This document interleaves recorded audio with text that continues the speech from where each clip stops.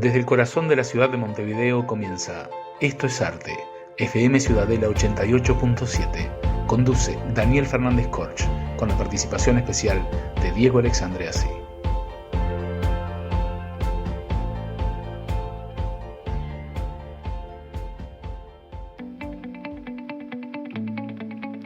Estamos al aire en Radio Ciudadela 88.7 FM de tu buscador digital y nos encontramos en Esto es Arte, la frecuencia cultural que estabas esperando.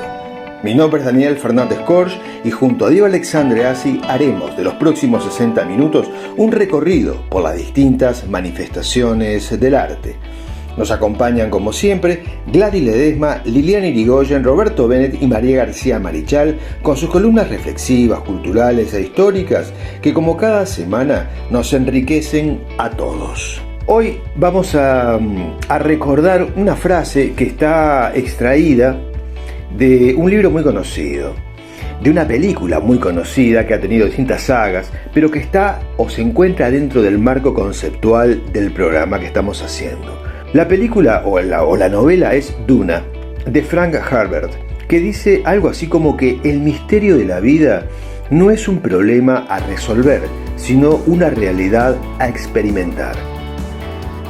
Porque, sin lugar a dudas, es la experiencia del día a día, es la que nos va llevando a adquirir el conocimiento de la propia vida y nos va a formar como individuos para encontrarle un sentido al objetivo que estamos buscando. Si te satisface un poco más, podríamos, para encontrar otra vuelta a la explicación, podría ser que sería como para develar eso que llamamos el misterio de la vida. Porque así comienza la frase: el misterio de la vida no es un problema a resolver, sino una realidad a experimentar. Para escuchar el programa desde todo el país o desde cualquier otro lugar del mundo, debes ingresar a nuestra página web y desde allí instalar la aplicación en tu celular www.fmciudadela.com.uy. También nos pueden dejar un mensaje al siguiente número y por WhatsApp 099-337-877, o también nos pueden escribir por correo electrónico al programa, y es así: programa estoesarte@gmail.com. Después ustedes ya saben que el programa lo pueden escuchar en YouTube.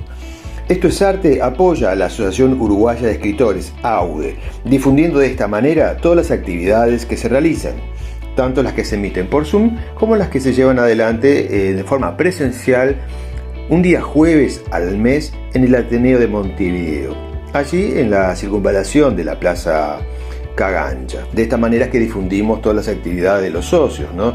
Sean estas presentaciones de libros, charlas, homenajes, exposiciones, conferencias y hasta también presentaciones musicales. El correo de la asociación es el siguiente: asociacionuruguayaescritores@gmail.com. En la agenda cultural tenemos los siguientes eventos realizados recientemente. La semana pasada presentamos el diccionario de autores de literatura infantil y juvenil de la profesora de literatura Dinora López Soler. En esa oportunidad la acompañé en el Ateneo junto a la periodista Rosana Sinola. También la escritora Sandra Rush se encuentra en Chile haciendo una presentación sobre su libro de luces y sombras. También Silvana Ribeiro presentó hace bien poquito El sueño mágico de Gaia. Nisa Todaro sigue todavía conversando y presentando a través de las redes sociales su nuevo libro, una novela llamada El sueño. Graciela Mila también sigue trabajando sobre su novela El alquimista de Praga. Marta Estigarribia con su novela Amores dispares. María Senatore con su poemario Marea de palabras. Paula Enoder sigue presentando de distintas maneras su poemario Melodía singular. Norma García Coirolo continúa también trabajando su nuevo poemario, que es una antología de su obra llamada Rumbo a Sirio. Roberto Bennett sigue también haciendo charlas sobre su libro de cuentos La Trinchera, y María García Marichal sobre su novela Alter Ego. Amigos, vamos entonces al primer segmento del programa de hoy. Como anuncié recién, damos inicio al programa de hoy con el primer segmento cultural de Esto es Arte, y así recibimos en Autores en Ciudadela a la profesora María García Marichal, autora de la novela Alter Ego, quien hoy nos va a hablar sobre, yo diría que el maestro, Julio Herrera y Reisig. Adelante, María de los Ángeles, a Esto es Arte.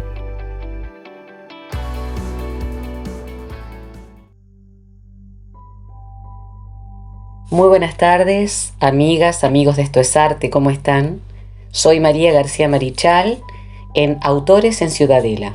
Mi saludo para Daniel Fernández Corch, el equipo de trabajo, para ustedes, audiencia, por supuesto, y a nuestros amigos de la Asociación Uruguaya de Escritores. Hoy quiero investigar brevemente con ustedes la vida y la obra de uno de los más grandes poetas uruguayos de todos los tiempos. Estoy hablando de Julio Herrera y Reisig, el modernista por excelencia. Julio Herrera y Reisig nació el 9 de enero de 1875 en Montevideo. No nos olvidemos que Montevideo, a fines del siglo XIX, era prácticamente una ciudad aldeana. No alcanzaba a tener 500.000 de habitantes. Por supuesto, no podía compararse con Buenos Aires, la vecina del frente del Río de la Plata. Sus padres fueron Manuel Herrera y Oves y Carlota Reisig, y era uno de los 9 hijos del matrimonio. Tenían una buena posición económica e incluso era una familia de abolengo, patricio. Julio Herrera y Oves llegó a ser presidente de la República y era tío de Julio Herrera y Reisig. Vivían en una casa del Prado, pero posteriormente problemas económicos de su padre hicieron que se mudara a la ciudad de Montevideo. El Prado en aquella época era un lugar de casonas y casaquintas. Tenía 5 años cuando Julio Herrera y Reisig fue diagnosticado con una enfermedad coronaria congénita, una arritmia, que posteriormente se agravó con el correr de los años. Vivió solamente 35 años. Fue un hombre muy marcado por ese problema de su enfermedad y además con problemas mentales reales y bastante profundos. Estudió en el Colegio La Valleja, posteriormente en el Colegio Salesiano del Cordón y más adelante en el Colegio San Francisco, pero se transformó prontamente en un autodidacta, debido más que nada a su salud y además al hecho de que ya su situación económica no era la mejor. Después de la muerte de su abuelo, Manuel Herrera y Oves, y al año siguiente de su hermano Rafael, Julio comenzó a pensar muy seriamente en la muerte y fue uno de sus temas centrales, tanto en la creación literaria como en sus reflexiones. Uno de sus primeros libros, que es antes que nada un ensayo, porque Julio Herrera y Reisig, además de ser un poeta exquisito, fue un ensayista. Les decía, uno de sus primeros libros fue Cosas de Aldea. Este texto manifiesta principalmente su agravio debido a que proponía, en un cargo que ocupó por un tiempo, el cargo de director de Inspección Nacional de Instrucción Pública, proponía cambios que no se tenían en cuenta, tal vez debido a que eran muy megalómanos. Julio Herrera y Reisig fue, en cierto grado, megalómano y tenía lo que se llamaba en aquel entonces episodios de ciclotimia. La ciclotimia puede ser catalogada hoy en día como bipolaridad. Pasaba por etapas de gran euforia que posteriormente terminaban en profundas depresiones. Es en esta época que se transforma entonces en un autodidacta y va a leer a los clásicos españoles, griegos y latinos y autores de filosofía y de literatura también, como Victor Hugo, Lamartine, Musset. Pudo viajar a España y a Francia por un corto tiempo y allí tuvo contacto con algunos escritores que eran importantes en ese momento histórico. A fines de la década de 1890, Las corrientes ideológicas y estéticas nuevas de Nietzsche, Kropotkin y Bakunin, como simbolistas al estilo de Baudelaire, Rimbaud y Verlaine, entraron con sus obras a Montevideo. Montevideo comenzaba a cambiar desde el punto de vista de la cultura, pero lo que más incidió en la obra de Julio Herrera y Rexig fue la amistad que tuvo con Roberto de las Carreras. Roberto de las Carreras había llegado en 1898 de París con gran cantidad de libros, simbolistas y parnasianos principalmente, y además exhibía abiertamente sus ideas anarquistas y proclamaba el amor libre, cosa que realmente cautivó a Julio Herrera y Rexig, que desde ese momento tuvo una fuerte amistad con Roberto de las Carreras y se transformó en un dandy a su estilo, además de en un escritor transgresor y atrevido, y no tuvo ningún impedimento en presentar sus ideas abiertamente en la sociedad, todavía, como decíamos, muy aldeana y muy estructurada del Montevideo de su época. La amistad con Roberto de las Carreras fue fundamental por cómo guió a Julio Herrera y Rexig, pero posteriormente se enemistaron. La polémica surgió debido al robo de una metáfora, aparentemente. Esta metáfora sería el relámpago luz perla que decora su sonrisa. Es ciertamente de Julio Herrera y Rexig, pero Roberto de las Carreras y Julio Herrera discutieron sobre ella. En realidad tenían problemas desde antes y fue esto lo que desencadenó el alejamiento de ambos. Después de esta ruptura, Julio Herrera y Rexig formó en 1904 la Torre de los Panoramas. La Torre de los Panoramas fue justamente el altillo en el que se reunían los intelectuales de la época. En aquel entonces publicó Los Éxtasis de la Montaña, que fue una forma de expresar su rechazo al país aldeano, al país campesino del que formaba parte, y a idealizar las ideas mucho más bucólicas, mucho más, podríamos decir, europeas, pero de un estilo totalmente falto de realidad, muy de ensueño. Pero la belleza es inequívoca. Tan es así que Rubén Darío catalogó de maestro del modernismo a Julio Herrera y Rexig. Significa que para Rubén Darío, Julio Herrera y Rexig fue una fuente de inspiración. Murió muy joven, a los 35 años, más allá de su dandismo y su confrontación con la sociedad de la época, con el país al que pertenecía. La muerte de su padre y posteriormente la de su madre lo dejaron en una absoluta indefensión. Pasaba mucho tiempo viviendo en la casa de Julieta de la Fuente, que era su novia. Aceptó un trabajo en el periódico La Noche. Se casó en 1908 con Julieta de la Fuente. Y después de la muerte de su madre, se agravó muchísimo la enfermedad, de tal forma que el 18 de marzo de 1910 murió muy agravada su enfermedad cardíaca. Dentro de las obras de Julio Herrera y Rexig tenemos Las Lunas de Oro, Las Pascuas del Tiempo, Los Peregrinos de Piedra, La Vida, Los Parques Abandonados, Los Éxtasis de la Montaña, de los que leeré un par de poemas muy idealistas, muy bucólicos, La Torre de las Esfinges y Los Peregrinos de Piedra. Creo que ya se las había nombrado, Los Peregrinos de Piedra, que para mí es uno de sus libros, de sus obras magnas. Quiero leer de Los Éxtasis de la Montaña, La Siesta. No late más un único reloj, el campanario, que cuenta los dichosos hastíos de la aldea, el cual al sol de enero agriamente chispea con su aspecto remoto de viejo refractario. A la puerta sentado se duerme el boticario. En la plaza yacente la gallina cloquea, y un tronco de hojaranzo arde en la chimenea junto a la cual el cura medita su breviario. Todo es paz en la casa. Un ciclo sin rigores bendice las faenas, reparte los sudores. Madres, hermanas, tías cantan lavando en rueda las ropas que el domingo sufren los campesinos, y el asno vagabundo que ha entrado en la vereda huye soltando coces de los perros vecinos. El alba. Humean en la vieja cocina hospitalaria los rústicos candiles. Madrugadora leña infunde una sabrosa fragancia lugareña y el desayuno mima la vocación agraria. Rebota en los collados la grita rutinaria del boyero que a ratos deja la yunta y sueña. Filis prepara el uso. Tetis, mientras ordeña, ofrece a Dios la leche blanca de su plegaria. Acongojando el valle con sus beatos nocturnos, salen de los establos lentos y taciturnos los ganados.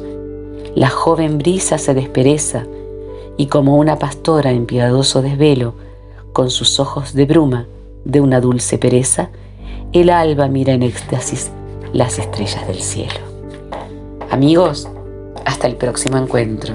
Un saludo muy afectuoso para todos.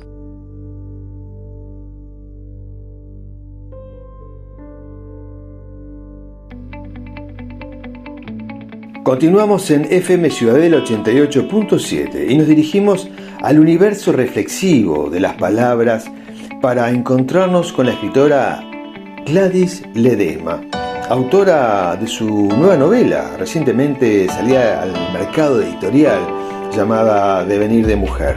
Hoy, a pedido de nuestros oyentes, vamos a repetir un tema tratado tiempo atrás que se relaciona a una parábola de José Enrique Rodó que se llama Los 6 peregrinos. Con ustedes y con nosotros, Ecos del Universo en la voz de Gladys Ledesma.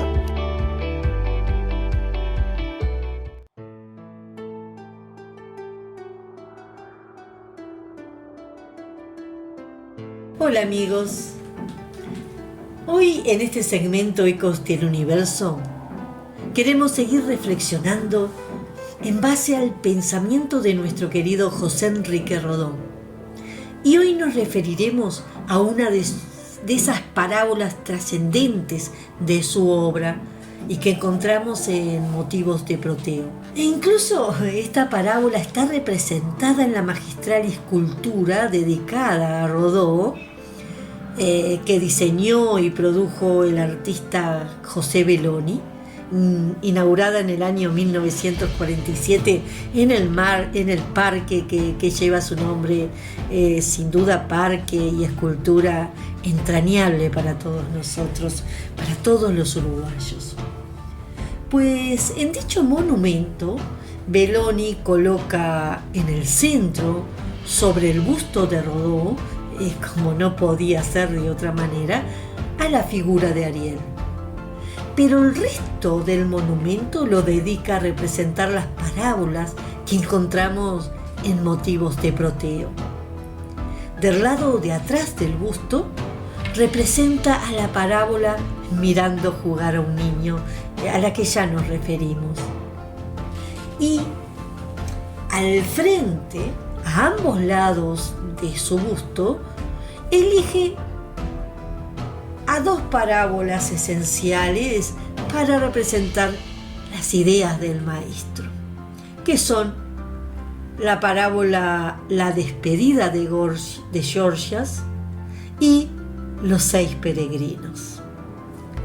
A esta última, la parábola de los 6 peregrinos, es que nos queremos referir hoy, sumamente rica, como todas ellas, y nos puede incitar a hacer diferentes reflexiones, aunque nos detendremos en un aspecto de ellas.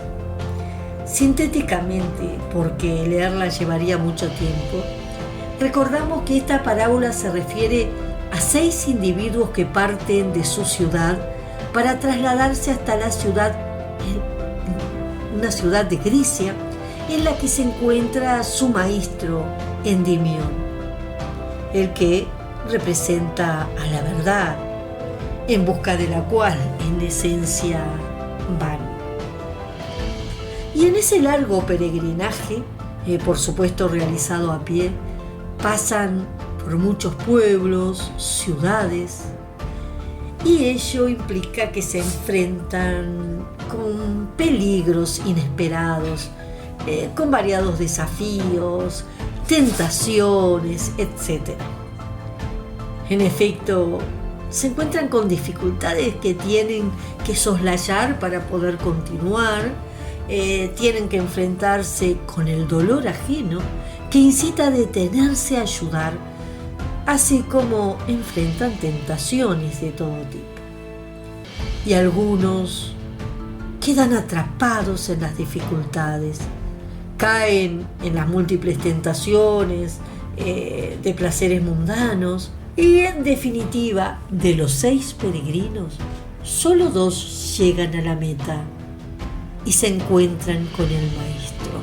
Estos 2 peregrinos son Agenor y Idomeneo, 2 peregrinos que tuvieron una actitud totalmente diferente en el camino. Agenor huyó de las dificultades, huyó de los necesitados. Idomeneo tuvo otra actitud. Al respecto, textualmente Rodó nos dice así: Agenor Agenor había llegado al término del viaje. Lo hizo en un solo impulso de deseo desde su partida, insensible a la fatiga de su cuerpo, insensible a los accidentes del camino, insensible al espectáculo de la naturaleza. No bien llegó, cayó extenuado a las plantas del Maestro, aunque muy feliz. Durante 3 mañanas y 3 tardes, Maestro y discípulo consultaron de lo más alto de la ciudad la dirección por donde esperaban ver venir a los otros peregrinos, hasta que apareció Idomeneo, y por él supieron con gran dolor la inutilidad de esperar más. Supieron que los compañeros quedaron atrapados en el camino. Endimión puso a Agenor a su derecha, puso a su izquierda a Idomeneo, y entonando uno de los salmos que cantan la felicidad del caminante, marchó con ellos hacia el mar. Y más adelante agrega Rodó: y así, junto al Maestro que representa para ellos la verdad, inmunes de las tentaciones a las que habían sucumbido los otros discípulos, se encontraban ahora Agenor e Idomeneo. Agenor, representante del entusiasmo rígido y austero, representante de la sublime obsesión que corre arrebatada a su meta, con ignorancia o desdén de los demás. Idomeneo representa la convicción amplia, graciosa y expansiva, dueña de sí para comprender sin megua de su fidelidad inquebrantable al reclamo de las cosas.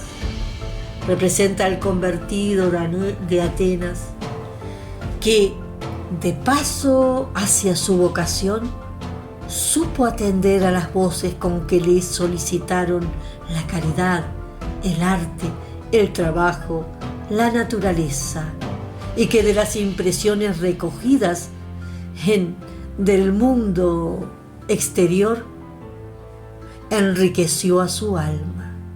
Su sueño se hizo grande, se llenó de un cortejo de ideas. Es así, amigos, es así como magistralmente Rodó nos representa 2 formas de llegar a una meta, pero sobre todo nos representa 2 formas de encarar la vida. Reflexionemos, amigos. Gracias.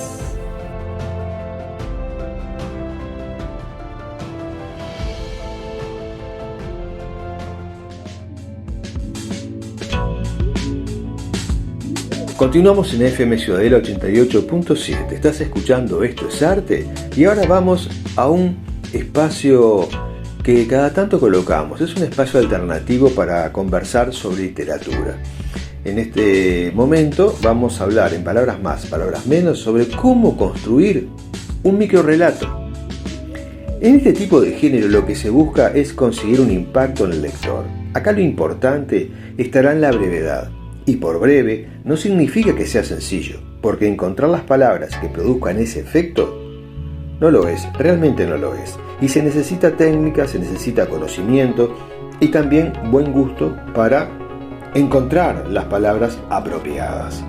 El microrrelato debe contarle al lector una historia que lo sorprenda, que lo conmueva, que contenga belleza literaria, porque puede ser cualquier tema, puede ser ficción, puede ser política, puede ser terror, suspenso.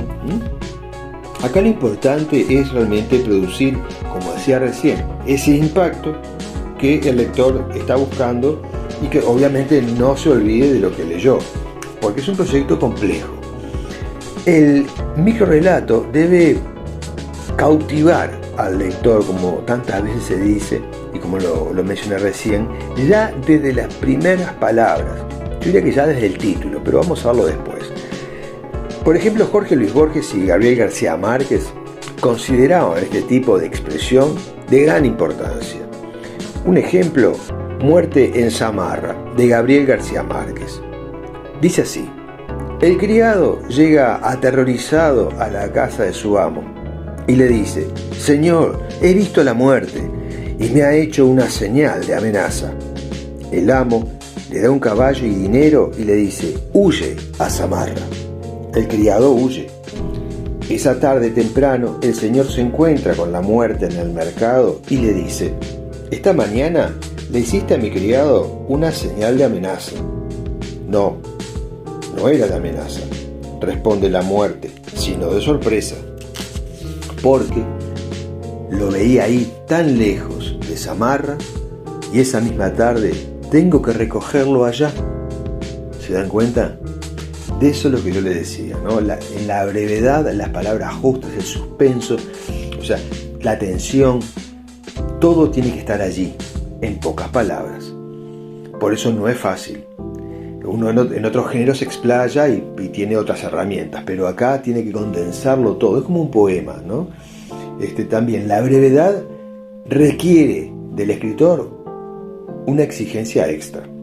Es importante saber que un microrrelato no se trata de hacer un resumen de un cuento más largo, sino que se trata de construir una historia original que sea breve. Sí es válido inspirarse en otra historia, lo que no es lo mismo. Siempre se va a tratar de crear algo nuevo.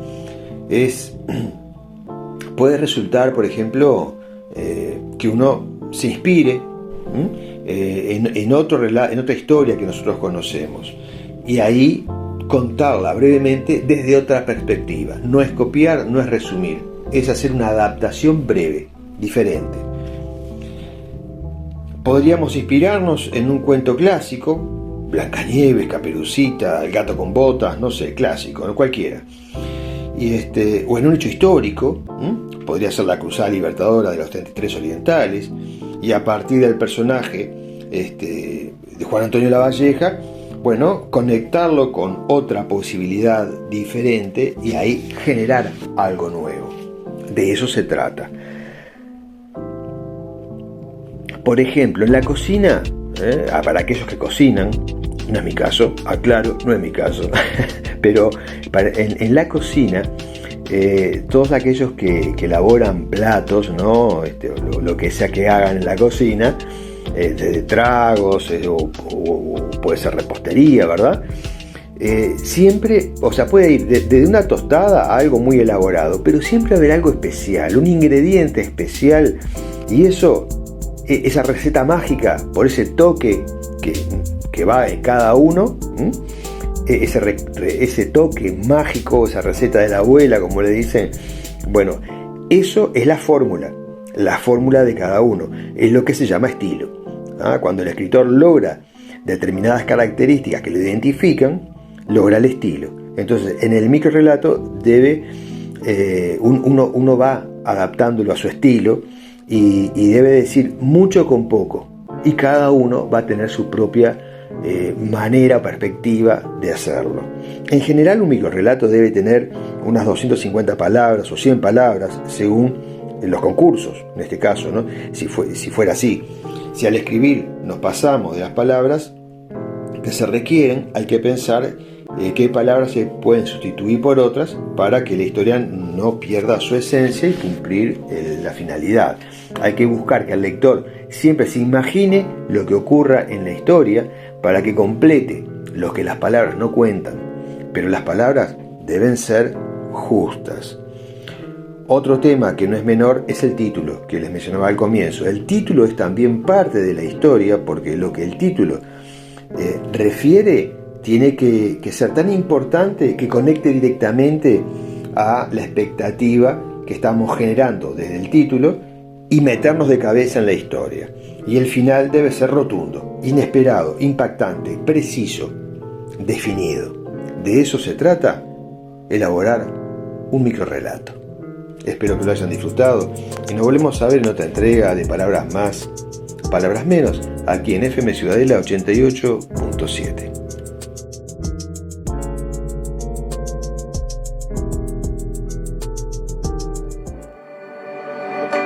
La entrevista con Daniel Fernández Corch.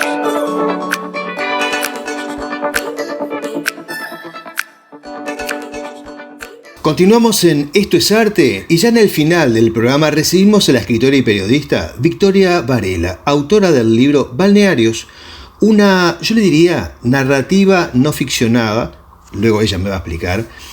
Esta narrativa no ficcionada nos va a acercar información sobre 7 balnearios: La Paloma, Punta del Este, Punta Ballena, Piriápolis, Solís, La Floresta y Atlántida. Bienvenida, Victoria Varela, a Esto es Arte. Hola, ¿qué tal, Daniel? Muchísimas gracias por la invitación y buenas tardes a toda la audiencia. Decime, yo le llamé narrativa no ficcionada porque no es un ensayo y es un punto interesante a aclarar también. Es complicado. ¿Vos sabías que esta pregunta me la hizo Jaime Clara también? ¿Cómo podíamos catalogar este libro? ¿Dentro de qué categoría, no? A ver, yo siempre digo que es como un bicho raro, pero la presentación que tú hiciste diría que es la correcta, es periodismo narrativo. Es decir que, a ver, yo utilicé algunos recursos de la literatura, como es clima, descripciones, diálogos. De hecho, algunos capítulos comienzan in media res. Quizá es como que después continúa la acción más adelante. Tiro algunos párrafos como para contextualizar en la historia, cómo va a ir la historia. Ejemplo, en el capítulo de Piriápolis comienza con un asesinato y un suicidio. Y después yo explico a lo largo de la historia qué pasa ante ese hecho, porque cambia rotundamente la historia de Piriápolis con ese homicidio y con ese suicidio. Entonces, lo que tú dijiste es verdad, pero todos los hechos que acontecen son reales. No hay nada ficcionado en este trabajo. Claro. Y también me valgo un poco de lo que es el trabajo de algunos referentes estudiosos, que yo quería hacer este trabajo de alguna forma acompañada. Es decir, en cada capítulo, en cada balneario, trabajo con un referente, con un estudioso. En el caso de Piriápolis, yo trabajé con Pablo Reborido, que es un hombre que hace 25 años que estudia la vida de Francisco Piria y la historia en sí de Piriápolis, sumado también a entrevistar a algunos lugareños o el bisnieto de Francisco Piria. Entonces, la historia del balneario se reconstruye también a través de otras voces, en ese caso de Pablo Reborido y de lugareños. Pero efectivamente, es eso, es un trabajo que a veces es difícil de catalogar, diría yo. Por eso yo dije a Jaime en su momento, le dije, era como un bicho raro. Sí, no, pero no es novela, que quede claro, no es novela. Es un trabajo periodístico que implicó un año de investigación, un año de entrevistas, que yo tuve que viajar a estos distintos balnearios, hacer entrevistas, documentarme, muchos documentos los brindaron generosamente estos estudiosos, más archivos, más libros, porque yo comencé investigando cuando había pandemia, entonces la Biblioteca Nacional estaba cerrada, y gracias al aporte de muchos libreros, de recorrer Tristán Narvaja, empecé a adquirir libros antiguos para poder primero documentarme, para después poder entrevistar y enriquecer el trabajo. O sea que estuvo bastante complejo, porque agarré justo la pandemia. Claro que sí. Eso me lleva a pensar en que, uno puede creer que una obra, un libro como este, puede llevar 1 año, 2 años de trabajo, pero en realidad... Sí, efectivamente. 2 años, porque primero, sí. Perdón que te interrumpí, primero fue 1 año de investigación y después 1 año de escritura. Claro que sí. Y se publicó en enero. O sea, en enero del 2023. ¿Viste? Ya pasa tan rápido, estamos ya por arrancar otro año, 2023.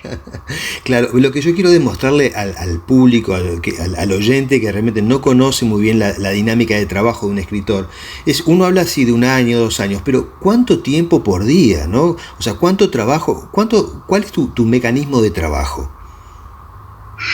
Yo en realidad, dependiendo, justo también... Parece como parece ficción lo mío, pero justo había ligado en el proceso de escritura una construcción al lado de mi casa. Uh-huh. Entonces el mejor momento para poder escribir era en la noche. Entonces de día a veces lo que hacía era desgrabar las entrevistas, leer, y de noche era el momento más indicado donde yo estaba tranquila para poder escribir. Y como el libro tiene una estructura inusual, porque no es el clásico libro de balnearios que lleva un orden cronológico, quizá es como te digo, comenzó en un hecho, vuelvo a Piriápolis, comenzó con un suicidio y un homicidio, pero después a cómo se originó el balneario, y entonces hay bastantes juegos eso también es parte de lo que es el periodismo narrativo, jugar con los tiempos también. No hay una estructura cronológica, el lector puede comenzar con 1 año y terminar recién con el inicio o cómo acontecieron los hechos por los cuales fue originado el balneario. No hay un orden, porque yo en realidad era lo que yo quería leer. Quería encontrar en un libro. Me había documentado, había leído muchos libros sobre balnearios y dije, bueno, yo quiero que mi libro tenga un diferencial. Y bueno, ¿cuál va a ser el diferencial?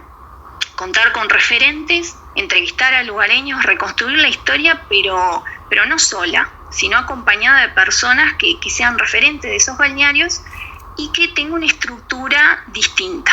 Sí. Una estructura que a mí me guste. No es un libro de historia, si bien hay un rigor periodístico en cuanto a los hechos y fechas, no es el clásico libro que el lector va a encontrar en cuanto a balnearios. Claro, y por eso lo quería destacar. Entonces es una propuesta para mí distinta. Sí.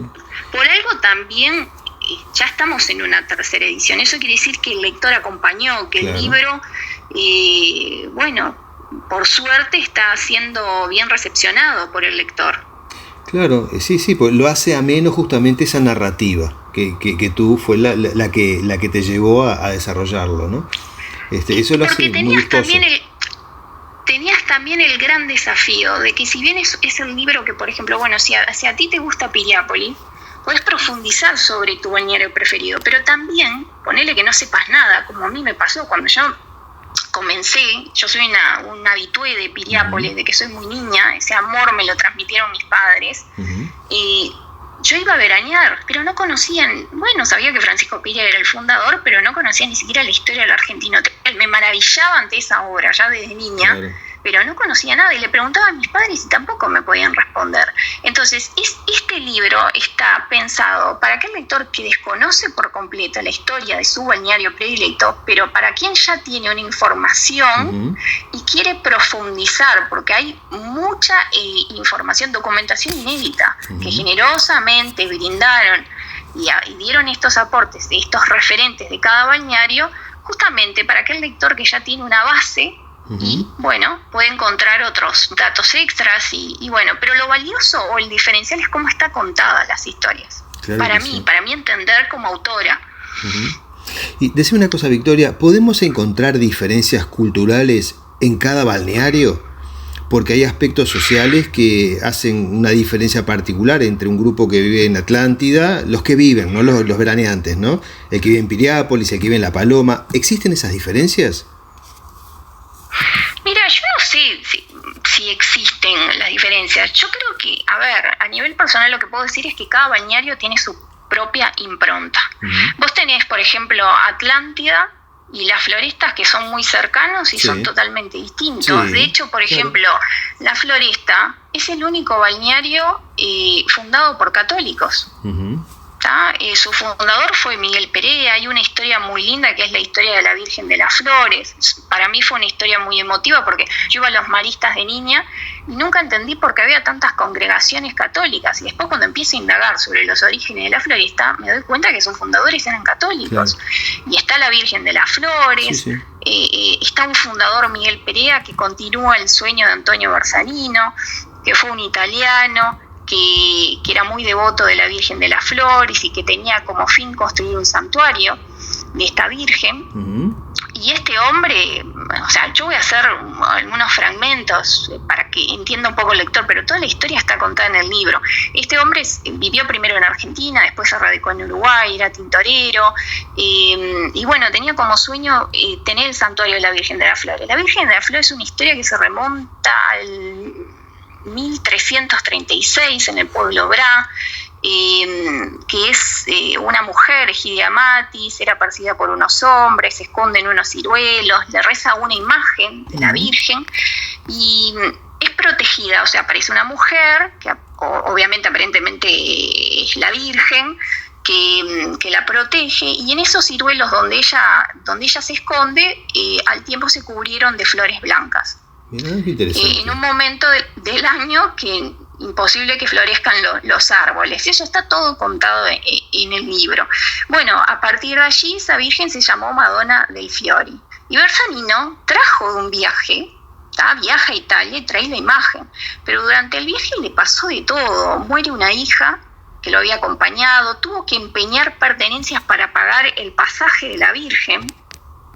Duerme sobre la Virgen para que no se la roben.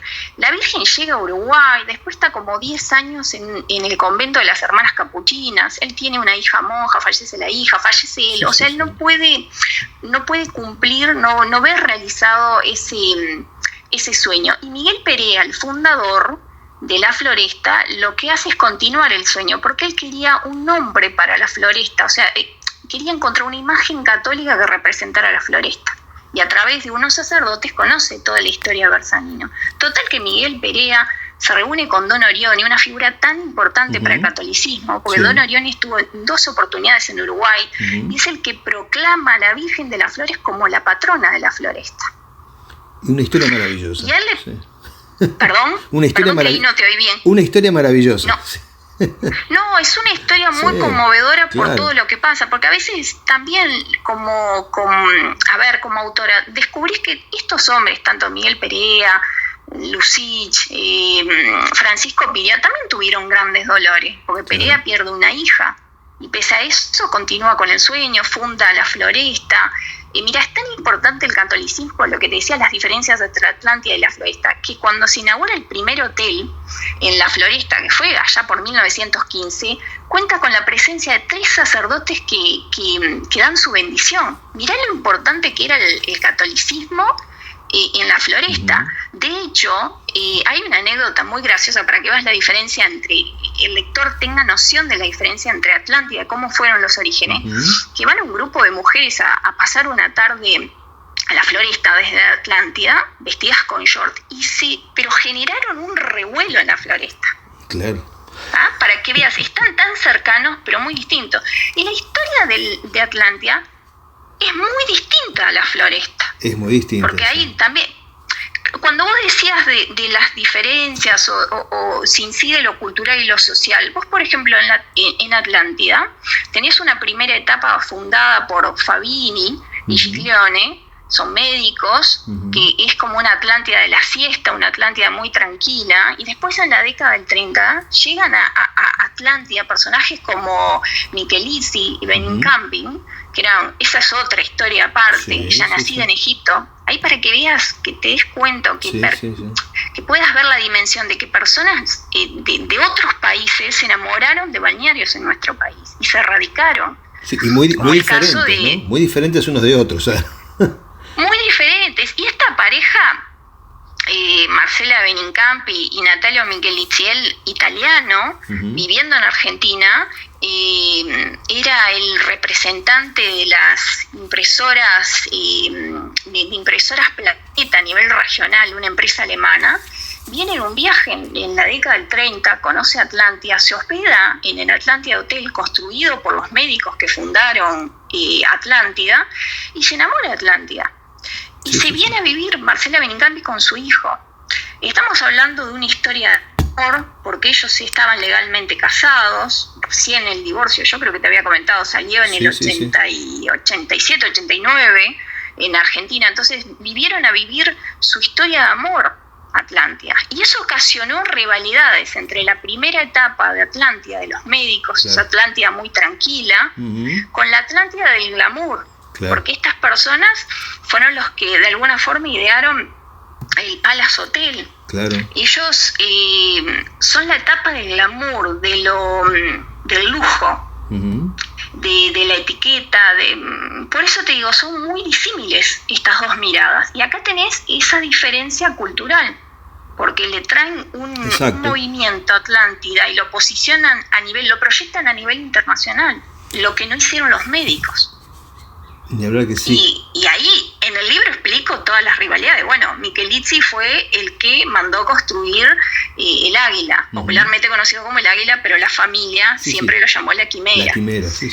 Y bueno, ahí yo cuento toda esa historia de rivalidades, cuento cómo se originó el Águila, desmistifico un poco todo lo que son las leyendas, porque accedí a entrevistar a los nietos de Marcela Benincampi, que cuentan, porque en un momento ellos tuvieron grandes conflictos cuando se desató la guerra. Bueno, ellos de alguna forma tenían un vínculo comercial con esta empresa Planeta, de las impresoras en Argentina, que era una empresa alemana. Entonces tuvieron que, de alguna forma, defender su negocio, se los tildó de fascistas. Bueno, yo eso no se lo voy a adelantar al lector, pero cuento todo lo que tuvieron que sobrellevar en ese momento. Además, el libro tiene fotografías que parecen muy familiares, ¿no? Esas fotografías las conseguiste también de primera mano. Sí, esas fotografías algunas fueron cedidas por la biblioteca y la Biblioteca Nacional, que tiene un archivo, pero también en parte, en su mayoría, por estos estudiosos que yo te mencioné. En el caso de Atlántida, Omar Porta, Mireia Braco, que tienen hoy, son unos maestros que yo entrevisté, hoy cuentan con más de 1000 fotos de la paloma, de Atlántida, que fueron cedidas por familiares, y que ellos decían que en algún momento haya un museo, alguien a quien dejarles todo ese material, porque eso es parte de nuestro patrimonio, nuestra historia. Claro que sí. Decime, cuando recién mencionaste algo muy interesante, que en Atlántida, que también se repite en Piriápolis, ¿no? Entonces, cuando leemos, por ejemplo, sobre el Argentino Hotel y nos enteramos sobre cómo se hacía mucho énfasis en la belleza arquitectónica, en la decoración, en el servicio hacia los clientes, en toda esa elegancia que mencionabas hoy del glamour, ¿no? De toda esa época. Y lo vemos desde este presente.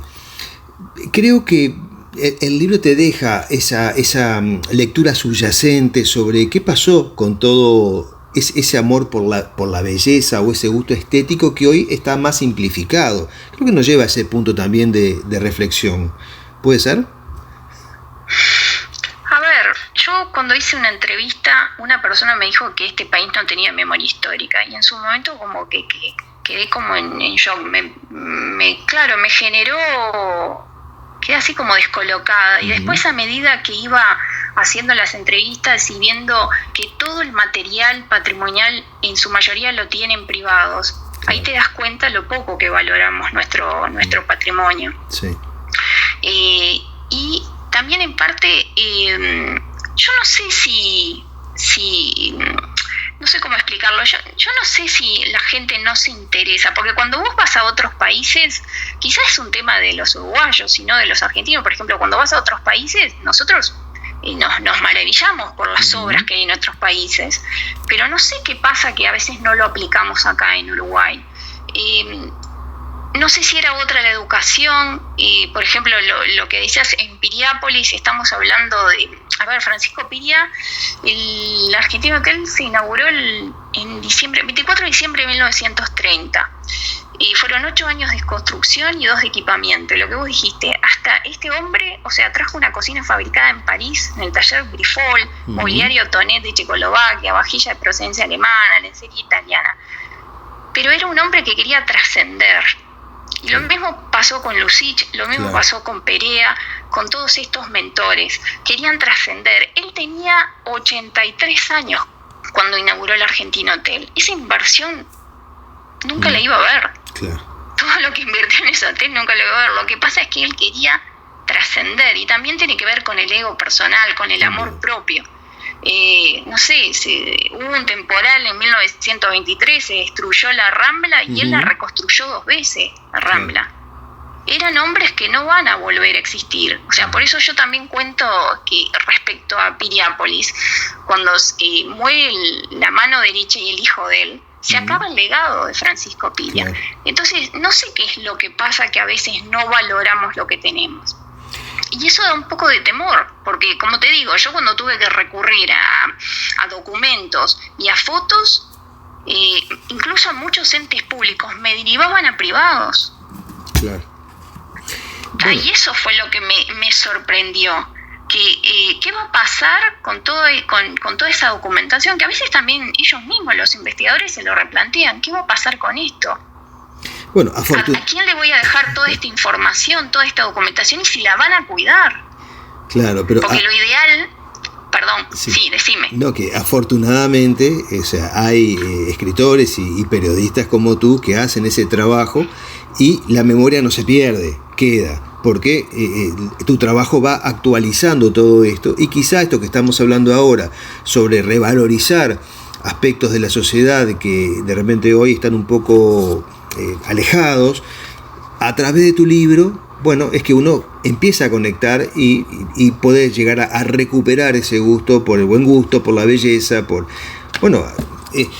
yo creo que hoy a veces también hasta tenemos un poco la idea distorsionada de lo que es arte, pero no lo podemos discutir porque estamos viviendo este presente que está en continua transformación, y a veces uno desde acá no puede tampoco proyectar la realidad, ¿no? Pero bueno, tu libro nos deja ese margen. Yo siempre pongo este ejemplo. Los arquitectos que convocaba de alguna forma Piria eran italianos. Yo en el libro cuento todos los escultores que trabajaron para él. Por ejemplo, en la Virgen Estela Maris fue Tommaso Airaghi. Hay varios artistas italianos y franceses que él convocó para diferentes obras. Y vos date cuenta que de alguna forma estaba plasmado su nombre. Sí. Y hoy a veces se construye, ¿qué es lo que se construye? Ni siquiera el arquitecto deja su firma, deja su impronta. Exacto. Y ahí eso es lo que también te tiene que llevar a reflexionar, porque antes se sentían orgullosos de lo que construían, de lo que generaban, porque es lo que hablo, es trascender. Sí. Había un amor propio y quería, él, por ejemplo, Piria amaba profundamente Piriápolis. Él mismo muchas veces se quejaba al Estado de que no había seguridad. Y que todo lo que él ganaba lo invertía en Piriápolis, en las obras de Piriápolis. Entonces, bueno, quizás falta eso, ¿no? El querernos más, el valorarnos. Y la idea del libro es eso, revalorizar nuestro país, revalorizar lo que tenemos, no mirar tanto el afuera, sino empezar a cuidar nuestra historia. Y bueno, y eso es parte de nosotros, de nuestra identidad. Yo creo que sí, que es un muy buen trabajo. Además, personalmente te felicito por cómo lo planteaste. Aclaro nuevamente para aquellos que nos estén escuchando justo en este momento, no es un libro turístico, balnearios, es un libro que enfoca justamente aspectos como los que estamos hablando de la sociedad. Nos hace encontrar con ese pasado. Y la bajada del libro es historias, relatos y leyendas. Entonces también en parte habla un poco de lo que va a encontrar el lector en el libro. Bellísimo libro. Victoria, te agradezco tu tiempo para Esto es Arte. Muchísimas gracias. Espero que los lectores me sigan acompañando. Y bueno, yo ya estoy trabajando en una segunda parte que estoy en la parte de investigación en este momento. Bueno, entonces, con más razón, ya habiendo escuchado todo esto, vayan a las librerías. El libro es de Editorial Planeta, así que está presente en todas las librerías, y si no se lo pide a su librero amigo, que se lo consigue. Sí. Es así. Y sí. Que se venda. Claro, para seguir generando también más historias y que se apoye también al autor nacional. Y hablar que sí. Victoria, muchas gracias, que tengas muy buena tarde.